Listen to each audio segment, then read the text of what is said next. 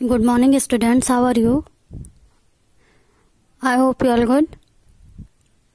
So, dear student, today moral is mistakes are proof that you are trying. Means of moral, mistakes are proof. गलतियाँ आपको गलतियाँ जो हैं वो prove करती हैं कि आप कुछ अच्छा करने की कोशिश कर रहे हैं, अच्छा करने की, नया करने की, या फिर कुछ चीज़ें जो है ट्राई कर रहे हैं। जब भी हम कुछ सीखते हैं, कुछ करते हैं, तो फर्स्ट बार वो अच्छे से नहीं होता है, हमें बार बार उस चीज़ की कोशिश करनी पड़ती है। चाहे कोई चीज़ सीखना हो, चाहे कोई चीज़ बनाना हो, या कुछ भी हो लाइफ से रिलेटेड। कई सारी चीज़ें ऐसी हैं जो हमें न्यू स्टार्ट करने से पहले वो कभी ना कभी हमसे गलतियां ज़रूर होती हैं। पहली बार में वो चीज़ें अच्छी नहीं होती हैं, तो उसके लिए बार बार हमें कोशिश करनी पड़ती है, बार बार हमें ट्राई करना पड़ता है। तो जो हमें ट्राई करना पड़ता है और हमसे वो गलतियां होती हैं, तो गलतियां ही प्रूव कर देती हैं कि हम कुछ अच्छा करने की कोशिश कर रहे हैं। अगर हम पहली बार गलत हो जाएगा और कुछ नहीं करेंगे, तो ये थोड़ी ना प्रूफ होगा कि हमने कुछ कोशिश किया है करने के लिए। तो मिस्टेक्स जो है, गलतियां जो है, वो प्रूव करती हैं कि हम कोशिश कर रहे हैं कुछ करने की और हम कुछ करेंगे अच्छा। इसलिए कभी भी गलतियां होने पर हमें पीछे नहीं हटना चाहिए, हमेशा उस चीज़ को लगन के साथ करना चाहिए जो चीज़ हमें हासिल करनी है। तो वही है मोरल आपका, mistakes are prove that you are trying, कि आप कोशिश कर रहे हैं, इसलिए आपसे गलतियां हो रही हैं। अगर आप कोशिश नहीं करते तो आपसे गलतियां नहीं होती।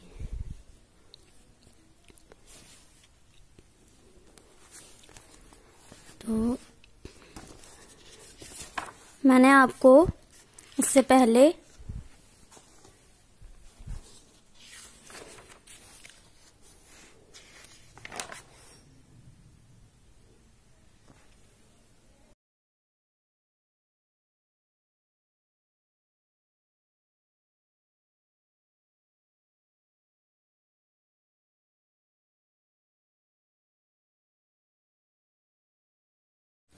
मैं आज आपको हिंदी व्याकरण पढ़ाऊंगी। इससे पहले मैंने आपको विराम चिन्ह पढ़ाया था, ठीक है, सॉरी मुहावरा पढ़ाया था।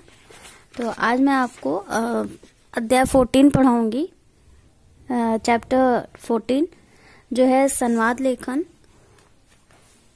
जैसा कि मैं आपको बता रही हूँ कि संवाद लेखन जो है वो डायलॉग होता है, ठीक है। और लेखन मतलब लिखना, यानी रिटन राइटिंग। तो डायलॉग जो है वो इसमें है, इसमें कैसा डायलॉग है और किस तरीके से बोला गया उसके बारे में हम पढ़ेंगे, जानेंगे, ठीक है। तो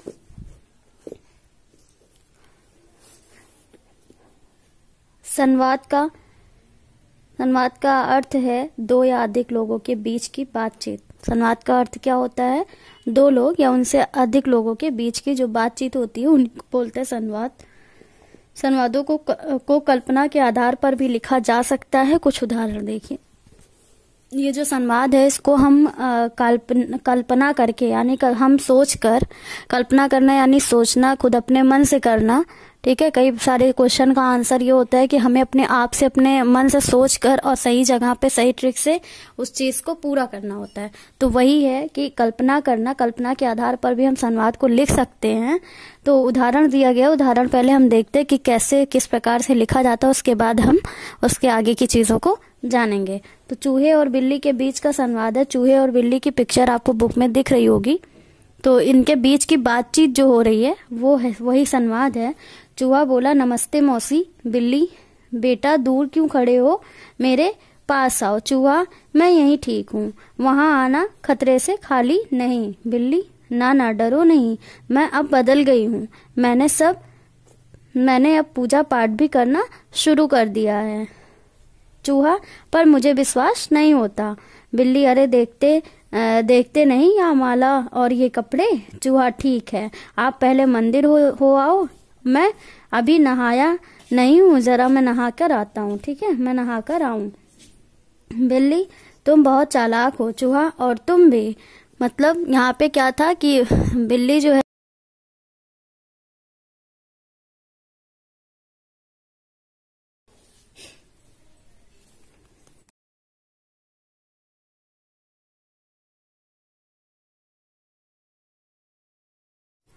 तो यहाँ पे जो बातचीत हो रही है, जो संवाद चल रहा है, वो बिल्ली और चूहे के बीच चल रहा है। बिल्ली और चूहे के बीच जो बातचीत हो रही है उन्हीं को संवाद बोला जा रहा है।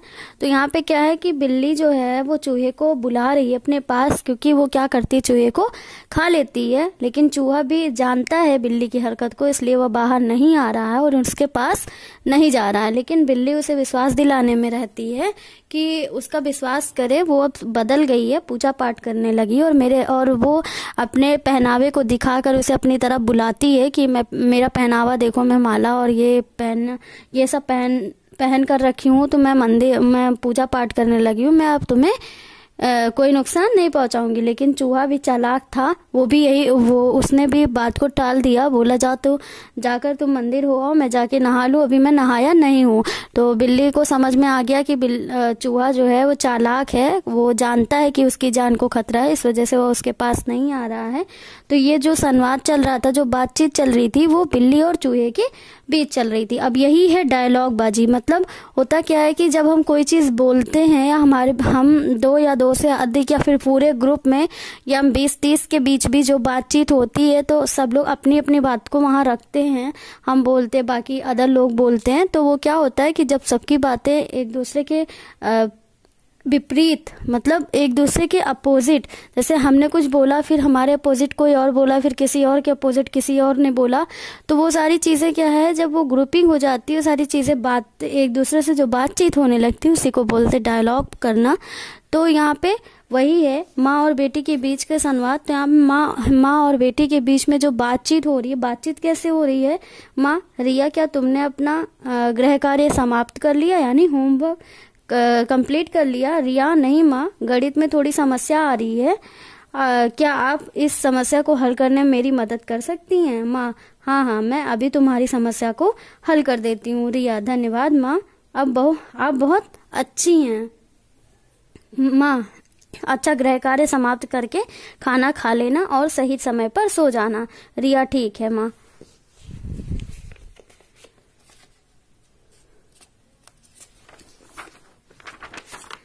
तो बहुत छोटा सा चैप्टर था आपका, बहुत मतलब टफ नहीं है इसमें ऐसा कुछ भी जो आपको समझ में ना आया हो। बस यहाँ पे आपको ये बताया जा रहा है कि जो संवाद लेखन है वो डायलॉग है, और डायलॉग में क्या होता है कि हम लोग जो आपस में जो बातचीत करते हैं उसी को बोलते हैं डायलॉग। तो वो उसी हिसाब से आपके बुक में दिया गया है कि यहाँ बिल्ली और चूहे का एक संवाद दिया गया है, माँ और बेटी का एक संवाद दिया गया है। तो आप दोनों को पढ़ के इतना तो समझ गए होंगे कि जब 2 लोगों के बीच या 2 से अधिक लोगों के बीच बातचीत होती है तो उसी को बोलते हैं संवाद करना। तो वही लेखन है, उसी का है। तो यहाँ पे आपको दिया गया है क्या सीखा। तो इस चैप्टर से आपने क्या सीखा, इस अध्याय से आपने क्या सीखा। तो हमने इस अध्याय से ये सीखा है कि संवाद लेखन वो होता है जो हम आपस में एक दूसरे से या 2 से अधिक या 3 से अधिक या ग्रुप में बहुत सारे लोग हों, तो जो बीच की जो बातचीत होती है उसी को संवाद बोलते हैं, और वही है संवाद लेखन। ठीक है, कहा है 2 मित्रों के बीच परीक्षा नजदीक आने के विषय में संवाद लिखिए, बालक तथा पेड़ के बीच में बढ़ते प्रदूषण पर संवाद लिखिए। तो ये निबंध है आपका। जैसे निबंध क्या रहता है कि आपको दोनों अपने हिसाब से करना है। आपको इसमें मैं यहाँ पे चीजें आपको केवल बता सकती हूँ कि 2 मित्र अगर आपस में परीक्षा के लिए बात कर रहे हैं तो कैसे बात करेंगे। ये बात करेंगे कि मान लीजिए यहाँ पे मैंने एक नाम रख दिया कि यहाँ मैंने नाम रख दिया रमेश। ओके, यहाँ मैंने एक नाम रख दिया रमेश। तो अब रमेश क्या बोल रहा है और किससे बोल रहा है वो मैं लिख रही हूँ। ठीक है, मैं एक बता दे रही हूँ आपको, उसके बाद के संवाद को आप सोचिए कि कैसे आप बना सकते हैं उस चीज को। देखिए जैसे यहाँ पे है रमेश ने क्या बोला कि रमेश ने महेश से कहा। तो रमेश ने महेश से कहा, महेश हमारी परीक्षा नजदीक आ रही है, आ रही है। अब हमें पढ़ाई, या आप इसे छोटा भी लिख सकते हैं। जैसे रमेश ने महज से कहा कि अपनी परीक्षा जो है, हमारी परीक्षा जो है वो पास आ रही है, तो महज उसे बोल सकता है कि हाँ पास आ रही, तो हमें पढ़ाई करनी चाहिए, हमें अच्छे से पढ़ाई करनी चाहिए, तभी हम पास हो पाएंगे। तो ये जो है आपको दोनों के बीच की बातचीत जो है वो आपको करवानी है यहाँ पे। तो अगर आपको प्रॉब्लम होती है, आप नहीं कर पाते, तो मैं आपको दोनों का जो है वर्क आपको फिल करके आप फोटो मैं आपको सेंड कर दूंगी। उसके बाद आप वहां से वर्क को लेके कंप्लीट कर लीजिएगा। और बाकी अगर आपको लगता है कि आप इस दोनों के बीच में संवाद बातचीत को आप दिखा सकते हैं कि आप कैसे बातचीत हो रही है, वो आप समझा सकते हैं, तो वो आप करने की कोशिश बुक में करिएगा। बुक में करके पिक आप हमको सेंड करिए। अगर मैंने आप बोल दिया कि सही है, तो आप वही चीज कॉपी में कर लीजिएगा। अदरवाइज मैं आपको इसका आंसर जो है फिल करके सेंड कर दूंगी, तो आप वहां से कंप्लीट कर लीजिएगा। बाकी इसमें कुछ है नहीं, क्वेश्चन आंसर भी आपको 1-2 बता देंगे हम। तो आगे आज हम आपको 15 भी बता दे रहे हैं, अध्याय 15।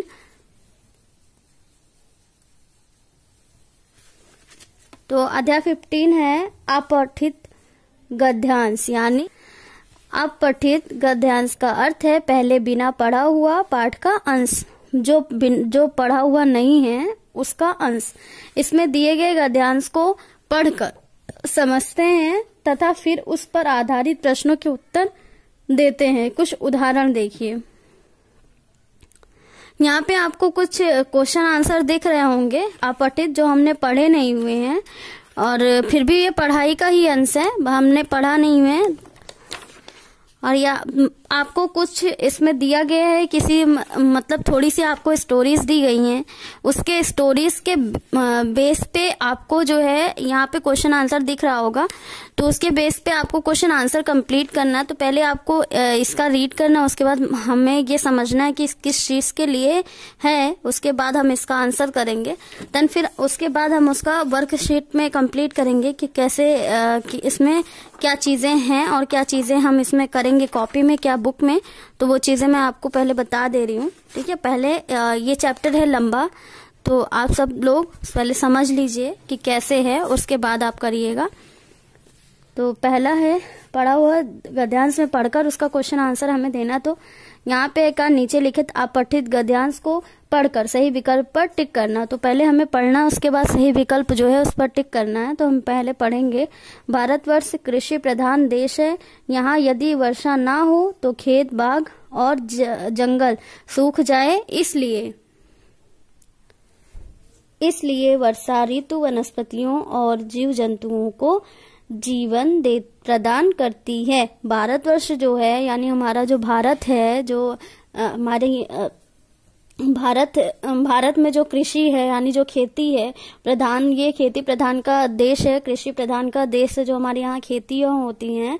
यहाँ यदि वर्षा ना हो तो खेत बाग और जंगल सब सूख जाते हैं। यदि वर्षा ना हो, कई दिन तक जब वर्षा नहीं होती है, तो खेत खलिहान सारे खराब हो जाते हैं। इसलिए वर्षा ऋतु वनस्पतियों और जीव जंतुओं को जीवन प्रदान करती है। यानी जो बारिश होती है, बारिश से ही वनस्पति और जीव जंतु सारे जो है जीवित रहते हैं, मीन्स मरते नहीं है। अगर ज्यादा दिन तक बारिश नहीं होती तो खेत जंगल सारे सूख जाते हैं, कुछ नहीं रहता, तो उसमें खेती क्या होगी।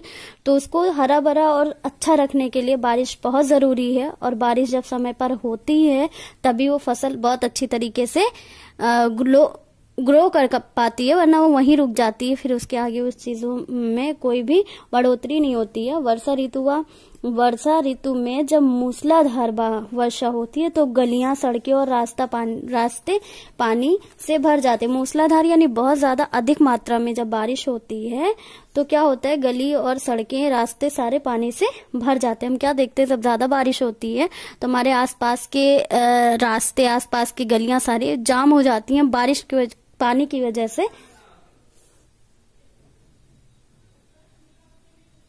जगह जगह नाले बहने लगते हैं, नदियों में बाढ़ आ जाती है। बाढ़ का पानी नदियों से बाहर निकलकर खड़ी फसल को बर्बाद कर देता है। यह पानी पुराने और कच्चे मकानों को गिराकर ढेर कर देता है, परंतु बाढ़ का पानी अपने स्थान उपजाऊ मिट्टी लाकर खेतों को उपजाऊ भी बना देता है। मतलब जो बारिश इतनी ज्यादा होने लगती है जब, तो सड़कें और नदी तो भरी जाते हैं पानी से, जगह जगह जो है नाले वो भी बहने लगते हैं, गंदगियां फैलने लगती हैं। और नदी में अगर बहुत ज्यादा पानी आता है तो बाढ़ आ जाती है। बाढ़ का नाम आप लोगों ने सुना है और आई थिंक आप लोगों ने देखा भी होगा, उसकी वीडियोस वगैरह कितने खतरनाक होते हैं। बाढ़ वगैरह आता है तो बहुत ज़रूरत से ज़्यादा ही पानी आ जाता है और वो सारी चीज़ों को बहा ले जाता है। मीन्स मकान अगर कच्चे हैं या पुराने हैं, मजबूती के साथ नहीं बने हैं, तो उसको जो है पानी समझ लीजिए नीचे से काट देता है और उसको अपने साथ बहा ले जाता है। तो गिरा देता, ढेर कर देता है उस घर को, उस जमीन को जो उपजाऊ हो। लेकिन ये भी रहता है अगर ज़्यादा बारिश होती है, ज़्यादा पानी आता है, तो वो ज़मीन जो है जहाँ पे पानी ज़्यादा मात्रा में बह रहा है वहाँ ज़मीन उपजाऊ हो जाती है। पहला है भारतवर्ष को कैसा देश माना जाता है। तो अभी हमने पढ़ा भारतवर्ष को हम कृषि प्रधान देश मानते हैं, इसलिए इस पर टिक लगाएंगे बा पे। दूसरा है यदि वर्षा ना हो तो क्या सूख जाएगा। यदि वर्षा ना हो तो खेत जंगल बाग तीनों सूख जाएगा, इसलिए दा पे करेंगे तीनों। उत्तर सही है। तीसरा है गलियां सड़कें और रास्तों में पानी कब भर जाता है, जब बहुत ज्यादा बारिश होती है, यानी मूसलाधार बारिश होती है। तो ये आप ही टिक करिए। चौथा है बाढ़ का पानी किसे बर्बाद कर देता है। बाढ़ का पानी फसलों और पशुओं, मकानों, तीनों। उत्तर सही है, क्योंकि ये सारी चीजों को बर्बाद कर देता है। जब ज्यादा मात्रा में मूसलाधार बारिश होती है तो चीजें बर्बाद होने लगती हैं। पांचवा है नदी का उचित पर्यायवाची क्या है। तो नदी का जो है उचित पर्यायवाची है सरिता। तो आप सा पे टिक कर लीजिएगा। ठीक है, यहाँ आपको देखिए उत्तर भी दिया गया है, तो अगर आपका कोई छूट भी जाता है तो आप पीछे से देख लीजिएगा। सारी उत्तर जो मैंने आपको करवाया है वही है।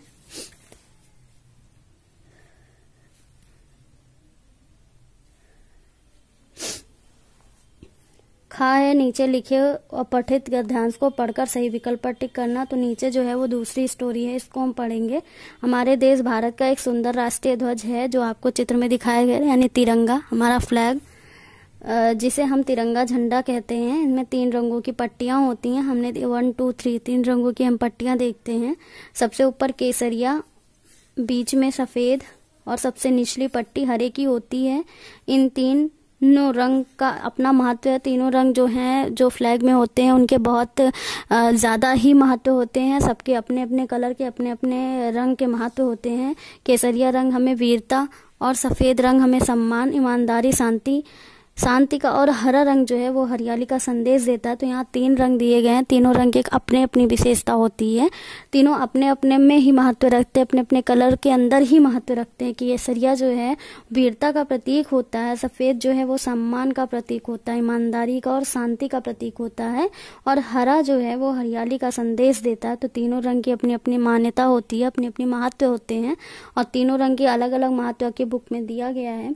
झंडे के बीच में सफेद रंग की पट्टी का अशोक चक्र बना होता है। सफेद रंग की जो पट्टी होती है बीच में, उसमें क्या रहता है, एक चक्र जैसा बनी जिनमें तीलियां लगी होती हैं, और ये तीलियां और ये जो चक्र है वो ब्लू कलर का यानी नीले कलर का होता है। तो ये जो है ये बीच की जो रंग सफेद रंग की जो पट्टी है उस पर अशोक चक्र बना है, जिनमें 24 तीलियां होती हैं। मैंने कहा ना तीलियों का एक गोल चक्र होता है, तो वही है, इसमें 24 तीलियां होती हैं। आप कभी भी काउंट कर सकते हैं और आपको पता भी होगा, बहुत नॉर्मल क्वेश्चन है कि उसमें कितनी तीलियां होती हैं। 24 तीलियां होती हैं। यह झंडा सभी राजभवनों पर लहराता है। राष्ट्रध्वज का सम्मान करना हमारा कर्तव्य है, सब जानते हैं।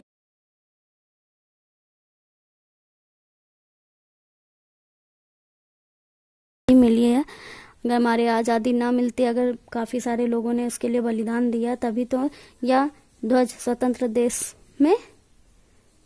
में जो है लहरा सका, यानी बिना रोक टोक के, स्वतंत्रता पूर्वक, यानी बिना किसी रोक टोक के वो लहराता है। इसे रोकने वाला अब कोई नहीं है, क्योंकि हमारा देश आज़ाद हो चुका है। इसके रोक टोक करने वाले जा चुके हैं, और काफ़ी सारे लोगों ने ये चीज़ करने के लिए अपने जान भी, भगत सिंह हैं, गांधी जी, बहुत सारे लोग ऐसे हैं, बहुत सारे जो है बलिदानी ऐसे हैं जिनको हम हमेशा याद करते हैं, उन चीज़ों में नाम लेते हैं।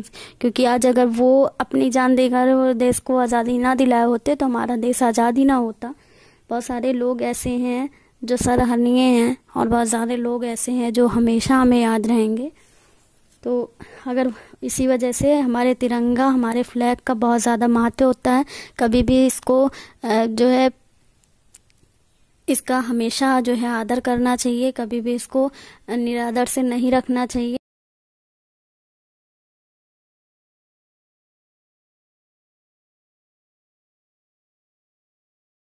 हमें गिरता हुआ नहीं देखना चाहिए।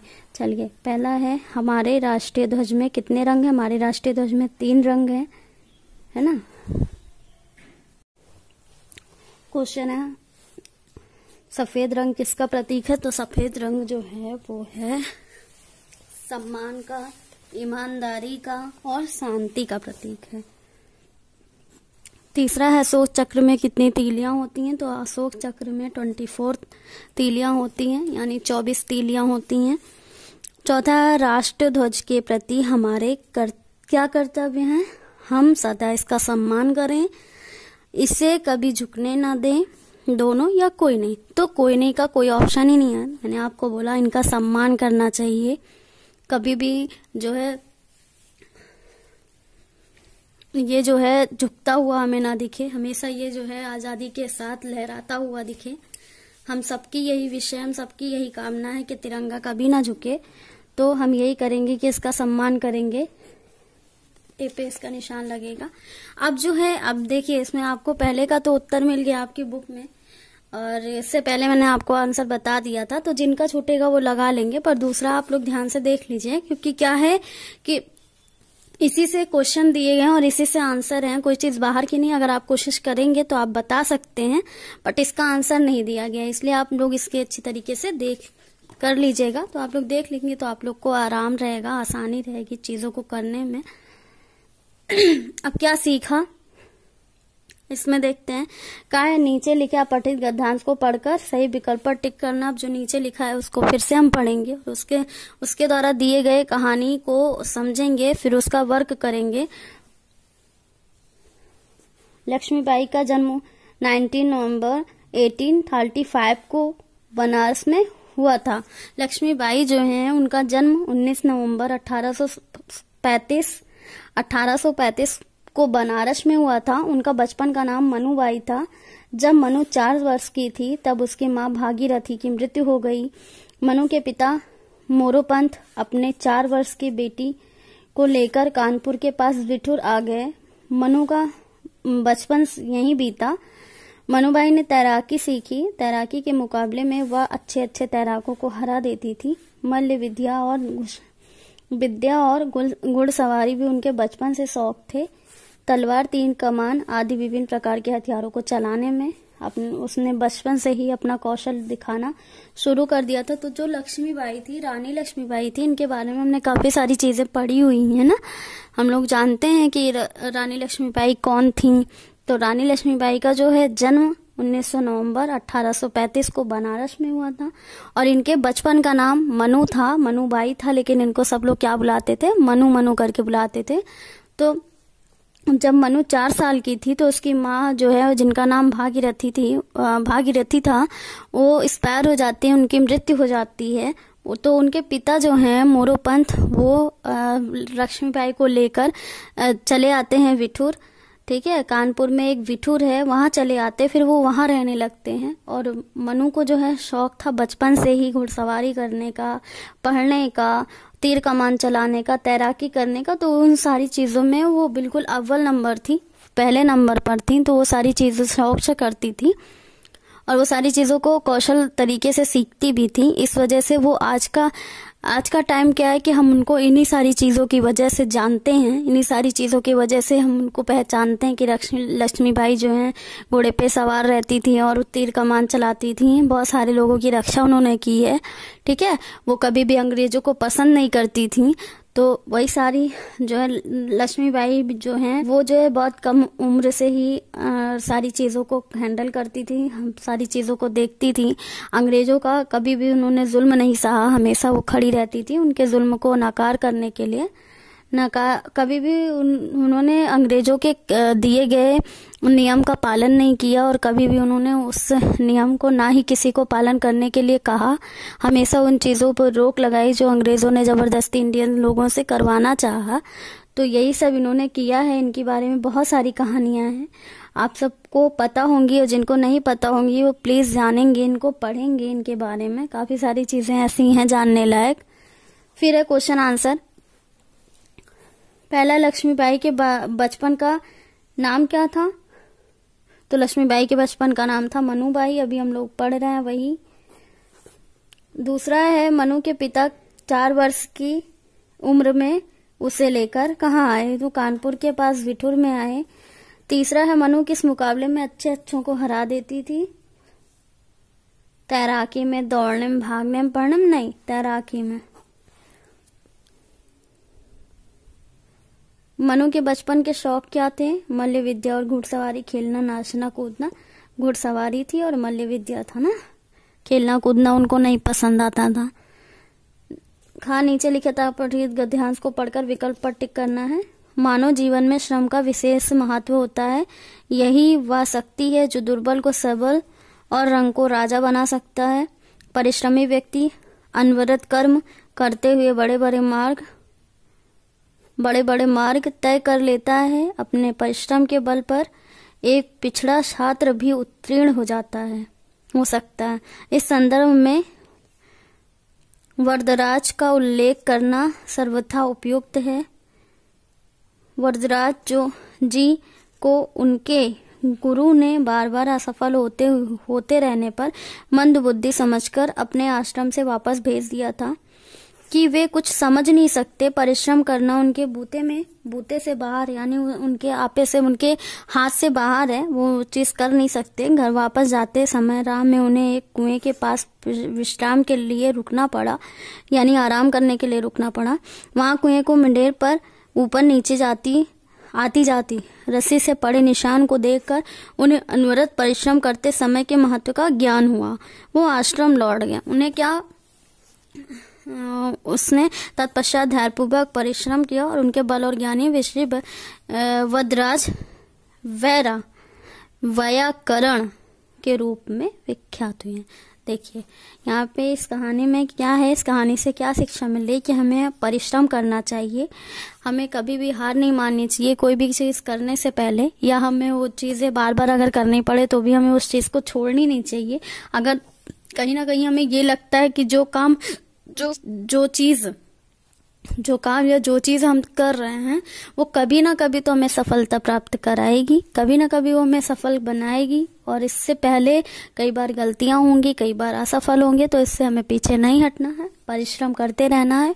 और हमारे जीवन में सबसे ज़्यादा ज़रूरी यही है कि हम परिश्रम करते रहें। अगर हमें परिश्रम करने में इंटरेस्ट नहीं है, हम परिश्रम नहीं करना चाहते, तो यकीनन हम कभी लाइफ में आगे नहीं बढ़ सकते। तो हमें अच्छा मुकाम हासिल करना हो और अच्छे परिश्रम के साथ आगे बढ़ना है, तो हमें ये चीज़ करना ही है।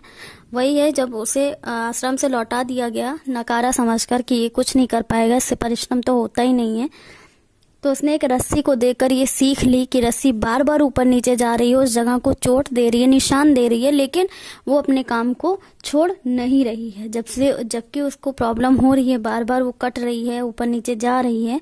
जिस दिन वो पूरी कट जाएगी तभी वो गिरेगी, अपने जानते हुए तो वो कभी हार नहीं मानेगी रस्सी। वही चीज़ देखकर उसे ये समझ में आया कि हमें परिश्रम करना चाहिए, काम चोरी नहीं करनी चाहिए। इस वजह से वह, और अगर ऐसा ना सोचता तो परिश्रम ना करता और आज वह ज्ञानी वरदराज वैयाकरण ना बनता, जो आज इसके रूप में विख्यात है। चलिए फिर है, कौन सी शक्ति रंग को राजा बना सकती है? उल्लेख करने की, पढ़ने की या श्रम करने की? तो सीधी सी बात है, श्रम करने की, मेहनत करने की। श्रम मतलब क्या है? मेहनत। दूसरा है, गुरुजी ने वरदराज को क्या समझकर आश्रम से वापस भेज दिया? बुद्धिमान समझकर, मंदबुद्धि, या ज्ञानी समझकर? मंदबुद्धि समझकर। वरदराज को विश्राम के लिए कहाँ रुकना पड़ा? उसे एक कुएं के पास रुकना पड़ा, तभी तो उसने रस्सी को देखा। मुंडेर पर रुकना पड़ा, मुंडेर पर भी तो यही रहता है ना, मुंडेर पर रुकना पड़ा। फिर है, ज्ञानी वरदराज किस रूप में विख्यात हुए? तो ये हुए व्याकरण के रूप में। अनवरत शब्द का उचित अर्थ, अनवरत यानी अनुकूल, लगातार या अनजान, अनपढ़। अनवरत यानी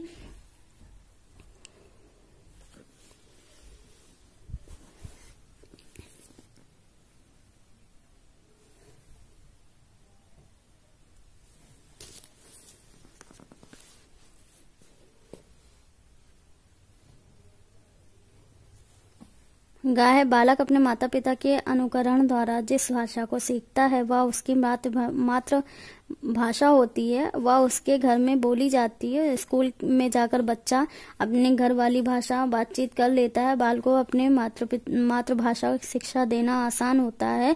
बच्चा इस भाषा के माध्यम से विषय वस्तु को सरलता से तथा गहराई समझ सकता है। अतः हमें बच्चे को विभिन्न विषयों में शिक्षित बनाने के लिए उसकी मातृभाषा को वरीयता देखनी चाहिए। सरकार को भी इस विषय पर विशेष ध्यान देना चाहिए। बालक अपने माता पिता के अनुकरण से क्या सीखता है? मातृभाषा सीखता है। दूसरा, घर में कौन सी भाषा बोली जाती? घर में हमारी मातृभाषा बोली जाती है, मीन्स हिंदी बोली जाती है। बच्चों को मातृभाषा में शिक्षा देना होता है। कठिन, आसान या मुश्किल? या मातृभाषा जो है उसमें कठिन तो नहीं होता है, बहुत ज्यादा मुश्किल भी नहीं होती है, आसानी है। समान अर्थ वाले बाद शब्द गद्यांश में से ढूंढकर लिखो। तो समान अर्थ वाले शब्द जैसे बच्चा का बालक, वैसे गृह का घर, सरल का आसान, महत्व का जरूरी, या क्योंकि जरूरी लिखेंगे, इंपॉर्टेंट नहीं लिखेंगे, इंग्लिश का वर्ड है ना। तो अब आपको क्या करना है कि आपको जितना वर्क मैंने अभी करवाया है, आपको ये सारे वर्क आपको करने हैं, ठीक है। बुक में, क्योंकि कॉपी में आप मत करिएगा, कॉपी में आपको बहुत लंबा पड़ जाएगा, कॉपी में मत करिएगा। बुक में आपको टिक लगाना, बुक से ही आप लर्न करिएगा। आपको कॉपी में वर्क करने की जरूरत नहीं है। तो आप इस चैप्टर का भी मत करिएगा, है ना। इस चैप्टर को भी आप बुक में फिल करके बुक से ही याद करिएगा। और इसको भी यहाँ तक सारी बुक को बुक में ही करना। बुक की पिक आपको संडे को सेंड करनी है। एंड आपका जो बचा हुआ है पत्र लेखन है, तो मैं आपको नेक्स्ट वीडियो पत्र लेखन